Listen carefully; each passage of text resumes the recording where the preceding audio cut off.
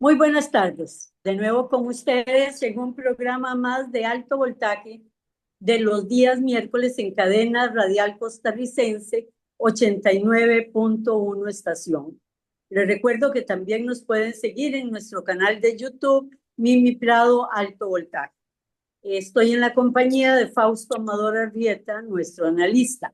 Y nuestro programa de hoy es el punto de quiebre en Ucrania, con más miedo a la paz que a la guerra. El mundo ha seguido con muchísima atención el plan de paz presentado por presentado por el presidente Trump a primero Zelensky y después al presidente Putin.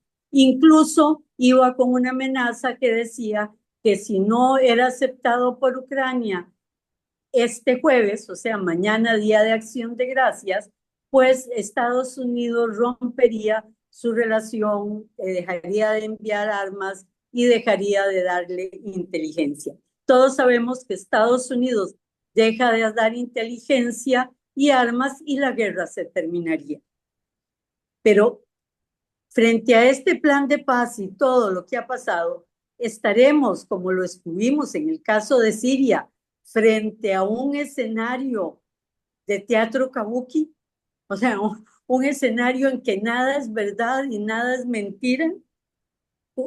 Como hechos de fondo tenemos uno muy importante, y es que el ejército ucraniano está a punto de colapsar, que Rusia avanza a una velocidad impresionante en el frente y que está tomando todas las ciudades importantes. Incluso ayer tomó Prokov, que es una de las ciudades más estratégicas del frente ucraniano. Cayó esta ciudad y pudimos conocer que por lo menos 1.300 soldados ucranianos mueren todos los días. Si seguimos las fuentes del ejército de los Estados Unidos, podríamos decir que mueren 90.000 soldados ucranianos al mes y que hay unas 20.000 deserciones también. La semana antes de la presentación del plan de paz de Trump, se dio un hecho, un antecedente en esta obra, muy conveniente.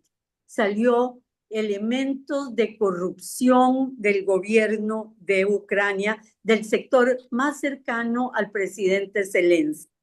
Incluso se persiguió a Miendrich, el socio mayor aliado de Zelensky y también llamado la billetera de Zelensky.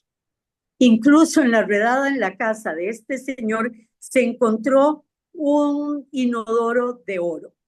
Frente a esto, Putin señala con dureza que quien se sienta en un inodoro de oro no le importa su propio pueblo. Ucrania, antes de la guerra, fue señalada por el Washington Post como el país más corrupto del continente europeo. Pero, oh milagro, de pronto pararon todas las investigaciones de corrupción que estaba haciendo la Agencia Anticorrupción de Ucrania, aquella que Zelensky quiso cerrar hace unos meses y que el pueblo lanzado a las calles en Kiev lo impidió. Bueno, pues esta vez deja de dar mayor información. Y es más, aparece Zelensky diciendo que él va a meter en la cárcel al director de la Agencia Anticorrupción. En el programa del juez napolitano, Larry Johnson, un exagente de la CIA, y en este momento un consultor importante, dijo que el Departamento de Defensa de los Estados Unidos había recibido la evidencia, los depósitos bancarios, las transferencias, cómo habían manejado los paraísos fiscales del robo por parte de Ucrania de 48.000 millones de dólares. Sí, oyeron bien, 48.000 millones de dólares. No los 100 millones de los que hablaba la Agencia de Anticorrupción de Ucrania. Esta desaparecer 48.000 millones de dólares que son malversados de la ayuda que envía Estados Unidos y Europa a Ucrania, implica una operación de lavado de dinero enorme, en la que tiene que estar involucradas personalidades del más alto nivel de la banca, de las finanzas, de los congresos y de los líderes políticos europeos, porque es una tarea enorme. Y todo esto se lavó, la mayoría de eso a través de los bancos de Estonia.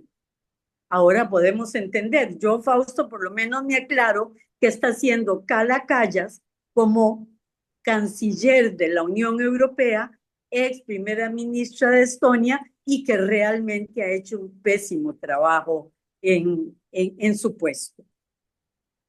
Trump señaló que Estados Unidos había entregado 350.000 millones de dólares para la guerra en Ucrania.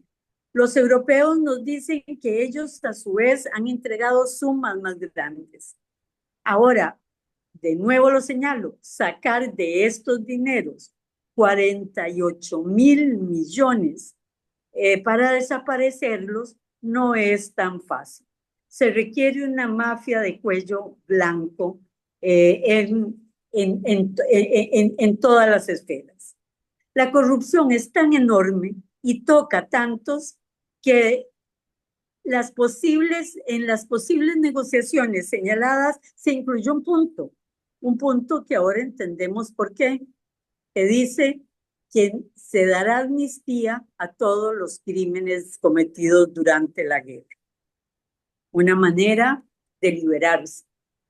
Alistair Crooke, uno de los más brillantes analistas geopolíticos de los Estados Unidos, señala con enorme claridad que pareciera que este plan fue diseñado para poder conocer con seguridad la posición rusa en relación al alto al fuego, poder conocer los verdaderos intereses de Rusia en la negociación. O sea que este fue un plan de truco y de cebo para Rusia. Eso nos dice don Alistair Crooke. Y es que lo podemos entender porque Rubio, el canciller Rubio de los Estados Unidos y los neocon insisten contra toda lógica, contra toda información militar, pero sí basados en su ideología conservadora, que Rusia y Putin están debilitados y pueden perder la guerra. Y que además dependen ellos, el futuro de los Estados Unidos, de poder desmembrar a la Unión, a Rusia, a la que todavía ven como la Unión Soviética. Ayer se reunieron en Ginebra Marco Rubio, Wilcock, Zelensky y los presidentes europeos. Y definitivamente enterraron toda posibilidad de una negociación y un acuerdo, ya que querían obligar al país que está ganando, al vencedor, que es Rusia, salir en estas negociaciones como el país derrotado. Y ahora, como epílogo de esta obra de teatro, que como vemos, nada de lo que parece es, ¿verdad? Puedo señalar con bastante certeza que ninguno de los personajes involucrados en esta trama está interesado en la paz. Más bien que todos están por la guerra. Y están por la guerra por razones estructurales, por razones económicas, por razones políticas, por razones personales de corrupción. Rusia está ganando la guerra y prefiere ganarla en el campo de batalla, como dijo Putin, que ganarla en una mesa de negociación. Así no tiene por qué dar más concesiones. Podría tener así el Dnieper, el río que permite toda la salida de la negociación de productos, incluso podría llegar a Odessa y ahí lograr en el Mar Negro sacar del juego a Inglaterra y Francia que manejan puertos en el Mar Negro. Por otro lado, Alemania. Alemania no quiere la paz, quiere reconvertir su industria que está en quiebra su industria civil en una industria de guerra y empezar a ganar con este conflicto y así resolver el caos económico que vive en este momento. Francia e Inglaterra perderían el control del Mar Negro, pero Alemania, Francia e Inglaterra son gobiernos muy, muy débiles que están a punto de caer y para no hacerlo necesitan endeudarse y para poder endeudarse necesitan el coco de ahí vienen los rusos, ahí vienen los rusos, el coco ruso. No sé cuántos se acuerdan de esa maravillosa película que acabo de citar de Alan Arkin como actor en la época de la Guerra Fría. La industria militar de Estados Unidos tampoco quiere parar la guerra porque está ganando muchísimo en este momento. De nuevo, le digo, los neocons creen que si no desmembran a Rusia, nunca Estados Unidos va a perder su hegemonía. A China misma no le conviene porque mientras dure la guerra, Estados Unidos no irá por ella, pero tampoco quieren la paz los involucrados en esta ola tremenda de corrupción, empezando por Zelensky, que podría perder no solo el puesto, su dinero, sino también la vida si negocia mal o se descubren sus corrupciones. Pero hay perdedores natos.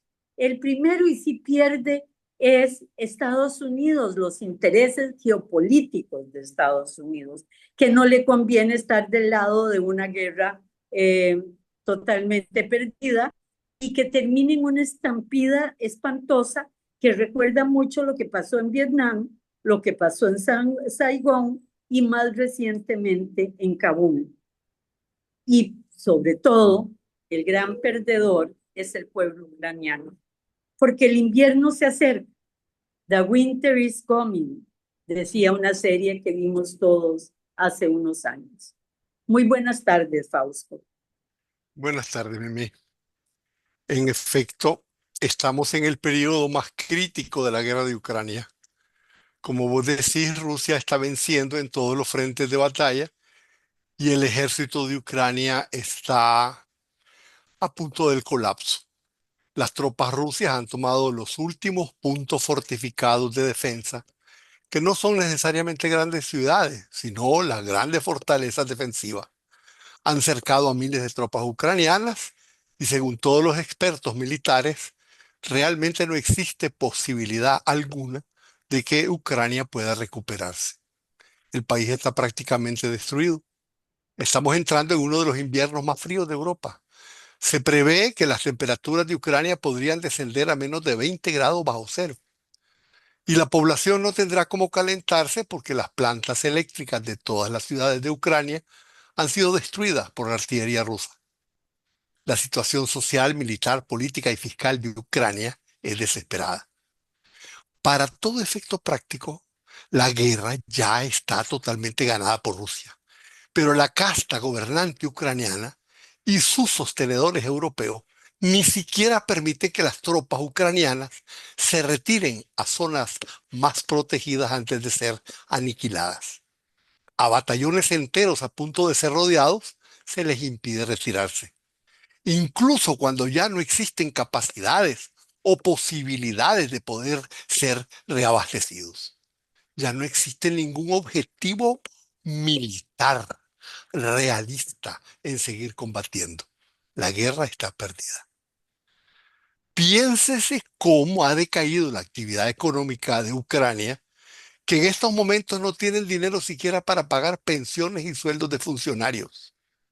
Los ingresos del Estado se han degradado a un punto tal que tienen un déficit fiscal de 38.000 millones de dólares. Y si lo comparamos con lo que han robado, no puedes comparar que es prácticamente más que el déficit fiscal de Ucrania, que solo podría ser cubierto con ayuda financiera de socios europeos que ellos mismos están en recesión y o por Estados Unidos, que tampoco está dispuesto a semejante aporte, que sería a fondo perdido.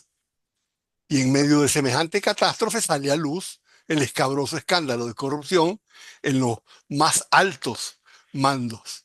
Su punto grotesco se produjo en medio del allanamiento de domicilio de uno de los implicados, cuando en su baño se encontró un inodoro y un bidet enchapados en oro. En ese punto estamos. Guerra prácticamente perdida, epicentros políticos corruptos hasta la coronilla, deserciones de hasta el 80% de los reclutados. Bueno, desde que asumió Donald Trump la presidencia de Estados Unidos, hemos vivido un ciclo permanente, es un ciclo, es una repetición, es una vuelta, vuelta. Negociaciones fallidas para volver atrás, adelante. Bueno, no son exactamente negociaciones fallidas, el ciclo permanente es unas propuestas, susto en Europa, retirada de la De propuesta. las propuestas, sanciones, Otra discusión, cosas susto en Europa, retirada de la propuesta. Es decir, Trump parece llamar a aceptar la realidad y luego de un movimiento desesperado de los líderes europeos, se echa siempre para atrás, una y otra vez. Y eso es precisamente lo que ha vuelto a ocurrir en ocasión del reciente plan de 28 puntos. Primero apareció como una filtración a la prensa y luego en algún momento Trump lo confirmó como suyo. Ese plan, debo decir, se acercaba en muchísimos puntos, en casi todos los puntos se acercaba, no llegaba y a veces las contradecía, pero se acercaba mucho a las demandas que los rusos habían planteado desde antes de comenzar la guerra. Después, los europeos asustados se reunieron en Ginebra con delegados de Estados Unidos y punto por punto fueron desbaratando el plan. Y mira, es interesante porque lo que terminó en el plan de los europeos en Ginebra es exactamente la misma posición que tenía Biden. Y Trump, posiblemente mañana, que va a hablar con Zelensky, probablemente se va a echar otra vez atrás. Y la guerra seguirá su curso implacable. Las tropas rusas seguirán avanzando en lo que será un invierno tenebroso. Y bueno, las dirigencias europeas están más aterrorizadas frente a la paz que frente a la guerra. El grado de inconsistencia política de Trump es realmente de antología. Tiene delegados para todas las posiciones, para la derecha y para la izquierda tiene algún delegado. Unos sostienen una cosa, otros sostienen otra. Trump entonces comienza rabioso con mecha corta, pero la mecha se le apaga y vuelve otra vez a tranquilizarse y luego otra vez a encenderse. Es una Lo comedia. triste, Fausto, es que Trump está bien ubicado. En lo que le conviene a Estados Unidos está bien ubicado, ¿verdad? Pero no es capaz de sostener sus posiciones. Los Estados Unidos que provocaron esta guerra no saben cómo salir de ella. Y los europeos se han convertido de repente en sus principales promotores, a pesar de que ellos mismos fueron realmente empujados a una guerra que en principio no querían. No querían, ahí estaban ellos en los tratados de Minsk que incluso llevaron a las Naciones Unidas. Es una paradoja inverosímil. Inglaterra, Alemania y Francia están en depresión desde que comenzó la guerra. El déficit fiscal ha llegado hasta Alemania, donde no había llegado después de la Segunda Guerra Mundial. Nadie tiene recursos para suplir el déficit fiscal de Ucrania, ni siquiera tienen municiones para abastecerla. Pero esos mismos dirigentes, que en todas partes de mí están con mínimos históricos de impopularidad, o sea, Francia, Alemania, Inglaterra no han tenido dirigentes con menor nivel de popularidad que ahora, desde la Segunda Guerra Mundial, instan a Ucrania a seguirse desangrando. Y en este punto de lenta y caótica derrota militar segura, ponen todo el esfuerzo que pueden encontrar en el mundo para impedir que se llegue a una paz negociada. Bueno, aquí voy a decir algo. Eh, Al mismo tiempo que se difundió la rusofobia, ya la sabemos bien, hasta los directores de orquesta y los grandes escritores rusos fueron repudiados, alguien creó una nueva categoría política, la rusofrenia, Una palabra compuesta por la palabra Rusia y la palabra esquizofrenia. La rusofrenia consiste en compaginar como reales situaciones contradictorias. Se pasa de infundir terror a una Rusia terriblemente fuerte a decir que Rusia está perdida.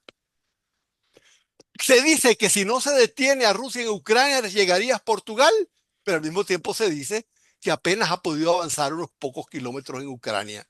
Es la rusofrenia. Presentar a Rusia al mismo tiempo súper débil y al mismo tiempo súper fuerte, súper poderosa. Es la fuga de la realidad.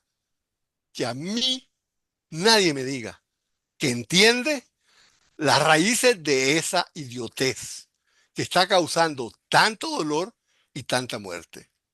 Es realmente grotesco que cuando aparece cualquier plan para detener la guerra, lo primero que se les ocurre a los peores dirigentes europeos que han existido en la historia de Europa, lo único que se les ocurre es detener cualquier intento de detener la guerra, frenar la paz. Veamos lo que ha pasado esta vez muy rápidamente. Y es que el 17 de noviembre apareció una filtración de prensa según la cual había un plan de paz de 28 puntos supuestamente realizado en secreto entre Witkoff, el amigo y delegado personal de Trump, y Kirill Dmitriev, el director del Fondo de Inversión Directa de Rusia. El sitio de noticias Axios y Wall Street Journal informaron de la existencia de ese plan y el 21 de noviembre aparecieron con todo detalle los 28 puntos y Trump se los apropió casi inmediatamente como suyos, dijo que era su plan y efectivamente, como vos dijiste, puso un ultimátum a todos para que lo aceptaran. En este momento es exactamente el punto donde llegamos A un al corte. corte. Regresamos con ustedes en un minuto. Cuando en el corte Fausto estaba hablando y señalando con mucho acierto que Trump se apropió del plan de los 28 puntos. Y creo que ibas a pasar a explicarlos, ¿verdad? El contenido del plan. De alguna manera sí, pero lo que primero que te quiero decir sobre este plan es que lo más relevante, así a primera vista, sin ver siquiera los puntos, es que por primera vez aparecía un plan de paz diseñado con bastante detalle, aunque no total, pero diseñado supuestamente entre Rusia y Estados Unidos. En todo caso, por encima de Ucrania y sin la participación de los países europeos, aunque lo haya hecho solo Trump o alguno de sus asesores. Muchos apreciaron esto porque la guerra de Ucrania es, al fin y al cabo, una guerra entre Estados Unidos y Rusia. Ucrania ahí pone solamente los muertos y la dirigencia ucraniana simplemente se roba los recursos que llegan. Así que esa supuesta negociación secreta era poner las cosas como son. Rusia frente a Estados Unidos. Después salió, cuando salieron los puntos, resultó que el plan no era nada nuevo. Y así lo dijo Putin. Dijo que todo lo que aparecía ahí ya lo habían discutido cuando se habían reunido en Anchorage, Alaska.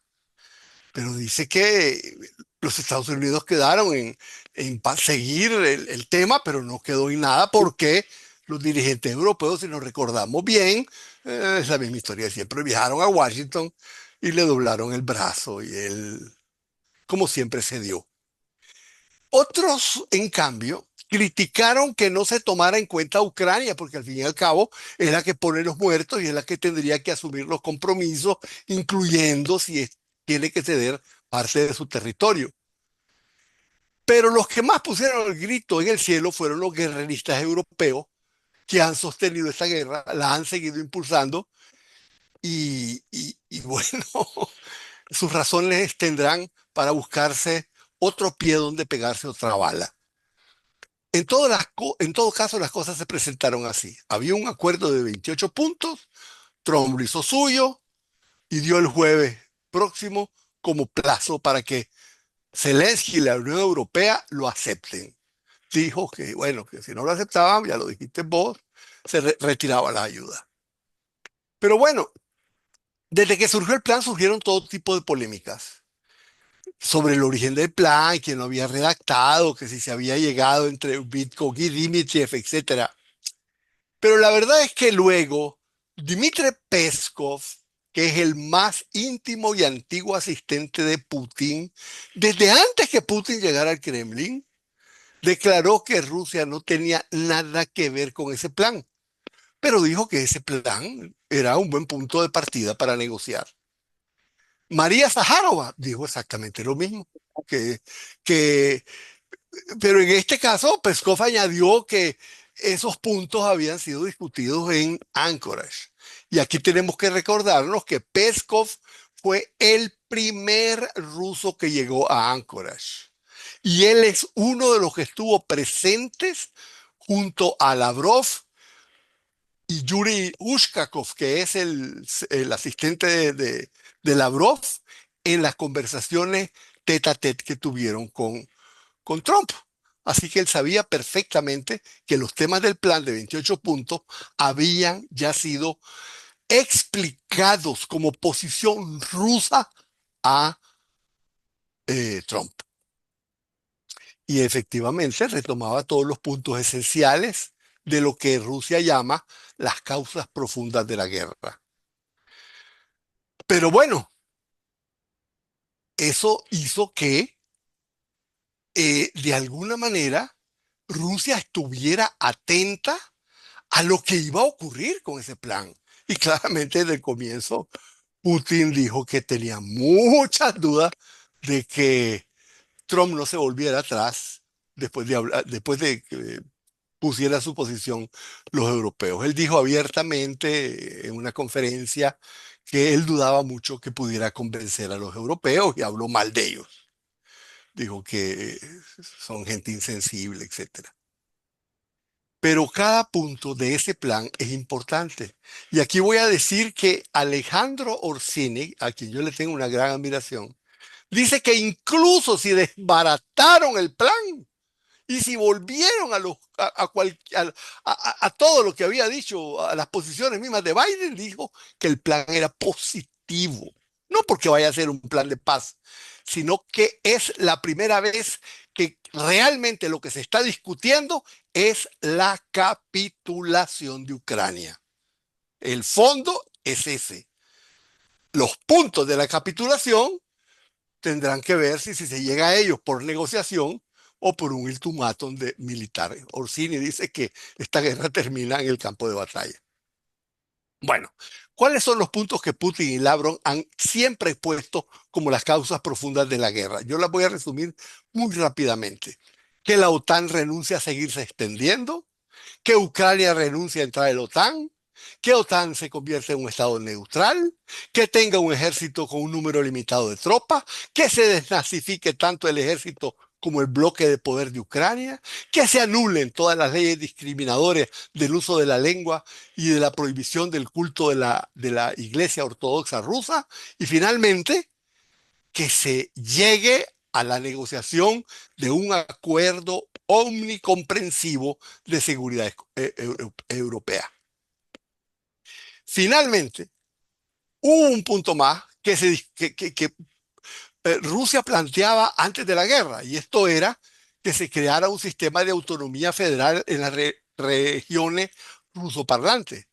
Pero con el avance ruso en estos últimos puntos, lógicamente ya no están pidiendo que sea autonomía, sino que eh, rápidamente está pidiendo Es simplemente. interesante porque apenas toman una región, hacen referéndum, ¿verdad? Y le preguntan a la población cuál es su posición, si quieren ser parte de esa federación o si quieren adherirse a la Federación Rusa, ¿verdad? Bueno, en realidad han tomado varios otros lugares en los que no han hecho referéndum, pero bueno, es uno de los criterios. Pero bueno, esos puntos, los puntos profundos de los que estoy hablando, fueron negociados desde 2014, aceptados y negociados en dos acuerdos en Minsk. Y esos puntos, los que acabo de decir, toda esa lista, fue ratificada unánimemente por el Consejo de Seguridad de las Naciones Unidas en la resolución número Bien. 2202 del 17 de febrero de 2015. Así que esos puntos que dice eh, eh, Putin y que dice Lavrov y que ha dicho Rusia y repetido, están consagrados por una resolución del Consejo de Seguridad unánime, al que no se opuso ni siquiera Estados Unidos. No son nuevos. Bueno, antes de que comenzara la guerra, en diciembre de 2021, Putin envió una carta a Biden en la que planteaba esos mismos puntos para que no hubiera guerra, comenzando con detener la expansión de la OTAN. Biden replicó que eso no era asunto ruso y que la OTAN se iba a expandir hasta donde le diera la gana. 2 meses después, ante la inminencia de un ataque del ejército ucraniano contra el Donbass, Rusia invadió Ucrania y en febrero de 2022 comenzó la guerra. Sin embargo, 2 meses después, se llegó a un acuerdo con Zelensky y otra vez se pusieron de acuerdo en los mismos puntos. Ya lo dijimos, renunciaba a la pertenencia local, se comprometía a respetar los derechos rusoparlantes, aceptaba la neutralidad, un ejército disminuido, la federación de las provincias rusófonas y todo el resto de la enchilada.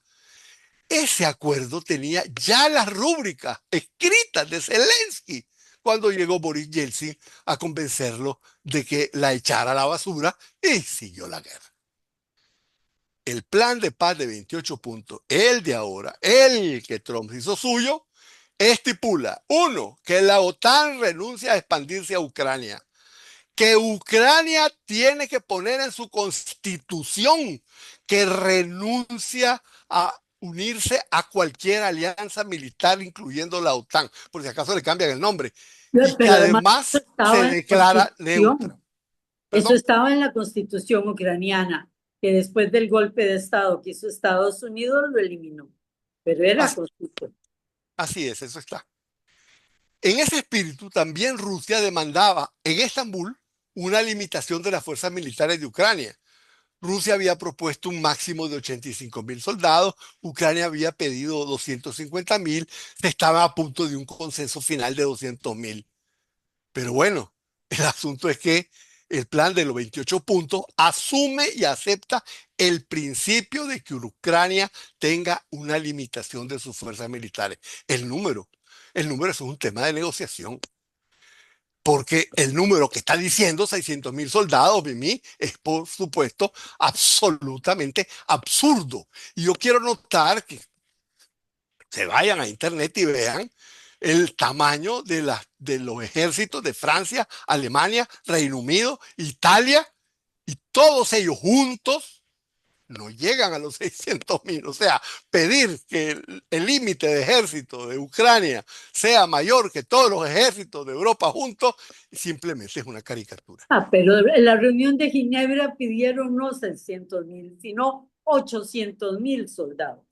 Más, Mimi, porque lo que están diciendo ahora es que no tienen que tener ningún límite. Pero bueno, otro de los elementos esenciales que Rusia demandaba desde siempre era el respeto de los derechos culturales, idiomas y cultos religiosos de las poblaciones rusoparlantes de Ucrania.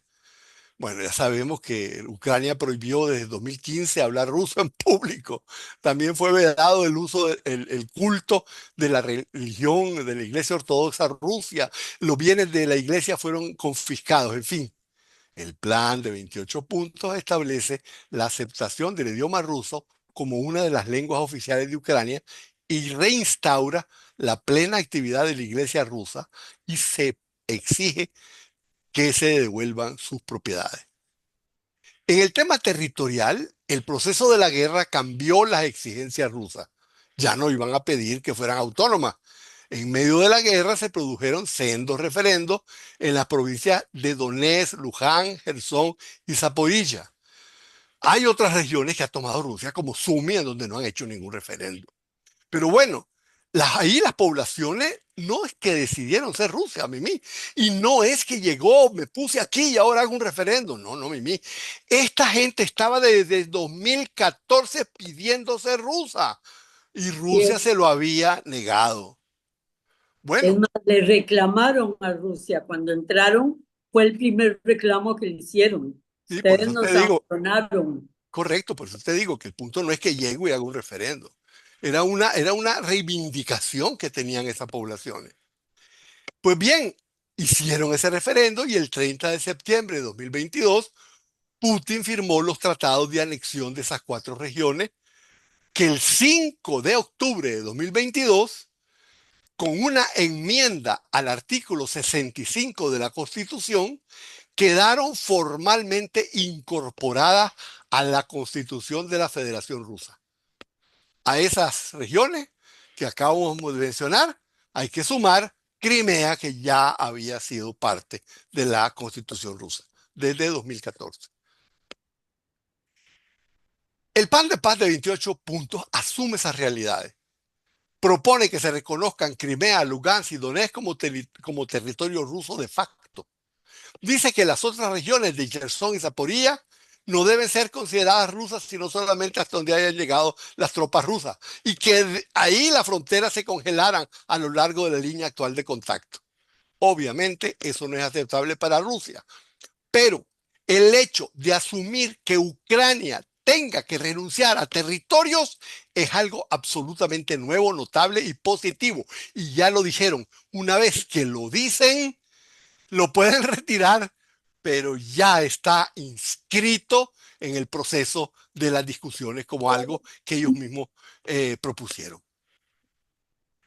Bueno, aceptar por primera vez como resultado de la guerra el hecho de que Ucrania tenga que renunciar a parte de su territorio. El plan de 28 puntos también concede que no se puedan desplegar tropas extranjeras en territorio ucraniano. Y eso también viene acercándose a una preocupación Rusia.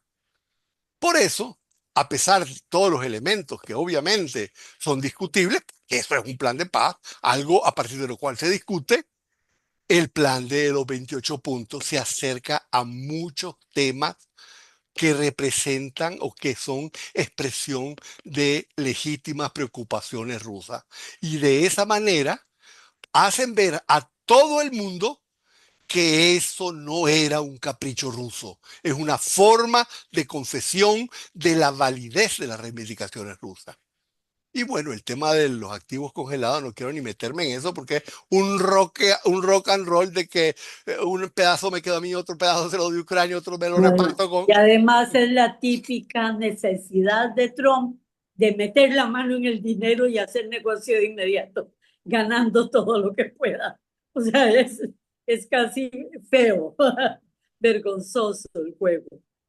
Bueno, de todas maneras, no voy a discutir eso, pero voy a decir que también eso es algo que Rusia es perfectamente posible que esté dispuesta a negociarlo. Al fin y al cabo es dinero y el dinero no vale una gota de sangre, ¿verdad? Por eso es interesante ver cómo reaccionó Putin ante ese plan. En su aparición pública, su primer comentario fue coincidir con Peskov y diciendo que, uno, es un buen punto de partida y dos, ya habíamos hablado eso en Anchorage. Y tres, no creo que Trump pueda convencer a los europeos, y mucho menos a Zelensky. Y cuatro, dijo, Washington y Europa no están entendiendo el estado real de la situación militar. Y para que la entiendan, dijo, invito a la prensa a que venga, vamos a detener el fuego para que vengan a ver cómo están realmente las cosas acá. Si la prensa no fue, porque perfectamente habrían ido, es porque los ucranianos los habrían masacrado. Ucrania no aceptó que llegara la prensa. Putin dijo que conocía perfectamente lo poco que puede confiar en los acuerdos con Occidente, porque esa es otra crítica que le han hecho, que se confía demasiado en ellos. Pero dijo Putin, he tenido que mantener una posición abierta al diálogo como un acto de aquiescencia con los aliados de Rusia. No encontré otra palabra en español. Puse la palabra rusa y me salió aquiescencia. Es decir, de Pero es muy lindo. Él todo el tiempo repite Yo acepto negociar porque me lo piden los BRICS en el fondo. Yo acepto negociar porque tengo que darle explicación a los aliados, ¿verdad? No, no dice exacto que es porque se lo piden. Lo que dice que es como un acto de deferencia No se a lo lo... pidieron, no ahora, pero estoy, en estoy, salidas sí, anteriores sí se lo sí, pidieron. sí, Mimi, lo que estoy diciendo es lo que él dice, no que se lo hayan pedido o no. Él no dijo lo hago porque me lo pidieron. Él dice lo hago como un acto de aquiescencia, como ir acercarse a las inquietudes de sus aliados.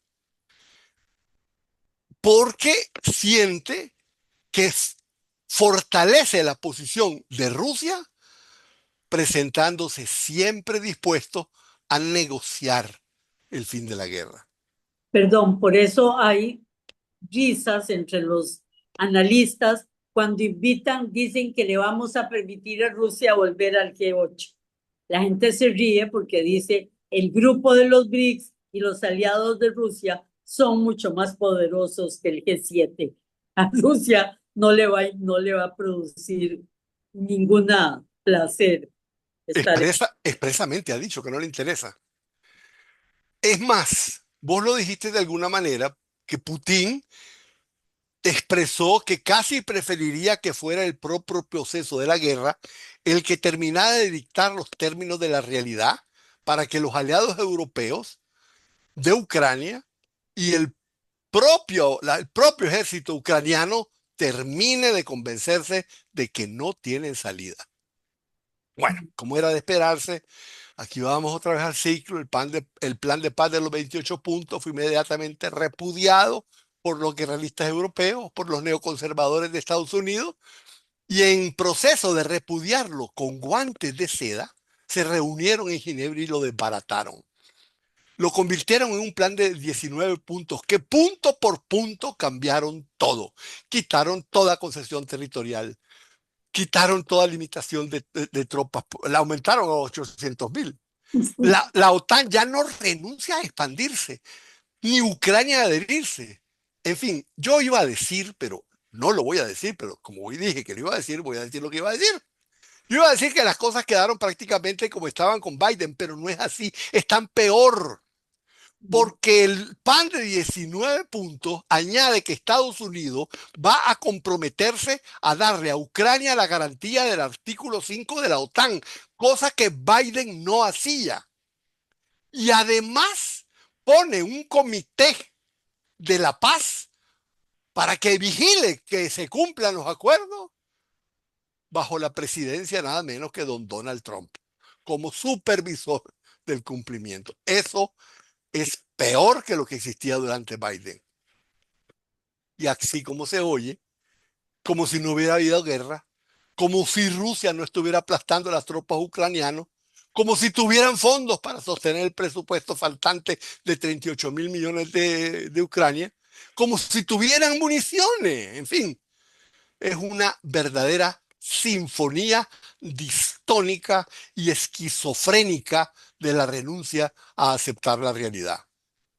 Rusia, por supuesto que rechazó el plan simplificado y distorsionado de los europeos. Y el siguiente capítulo de este drama no sabemos cómo va a ser, porque ahora va a jugarse en los Estados Unidos. Y yo pienso que si hiciéramos el programa el lunes estaríamos diciendo que realmente, pero No, bueno, no me voy a adelantar. no pasó nada, porque hay un dato interesante. En Prokov cayó el Centro Estratégico de Información de la Guerra de los norteamericanos y los ingleses con elementos polacos. El búnker que tenía la OTAN, donde daba toda la información de inteligencia al ejército ucraniano. O sea, de, no pueden decir que no estaba totalmente metida la OTAN en esta guerra. Bueno, es que obviamente que no pueden decir que no están metidos. Se sabe que la OTAN diariamente discute sobre el tema. Invitan a Zelensky, no necesitan eso para que sepamos que la OTAN está metida. O sea, Sí, es una cosa evidente.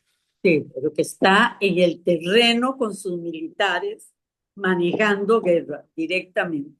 Y al mismo Y han tiempo caído que, generales de la OTAN allí. perdón, y al mismo tiempo que está el plan de paz, estaban cayendo, que presentándolo Trump, en cuatro misiles importantes enviados solo por el ejército de Estados Unidos, posible que lo haya hecho, sobre los centros de defensa estratégica de Rusia para misiles transatlánticos, que lo logró parar.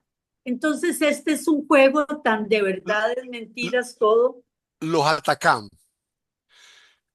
Putin se refirió a los líderes de Ucrania como un grupo criminal que mantiene el poder y perpetúa la guerra para su enriquecimiento personal. Dijo que eran personas profundamente corruptas, sentadas en inodoros de oro. Y luego se dirigió a los mandos del ejército y les dijo, nuestro objetivo común es el mismo y lo sigue siendo.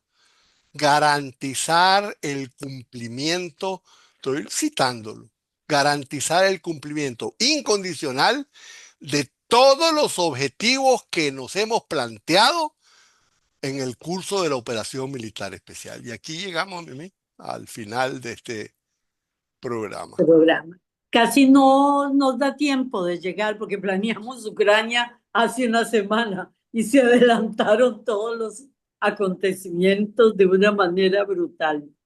Bueno, muchas gracias a todos ustedes y nos vemos el próximo miércoles. Buenas tardes. Buenas tardes, Mimi.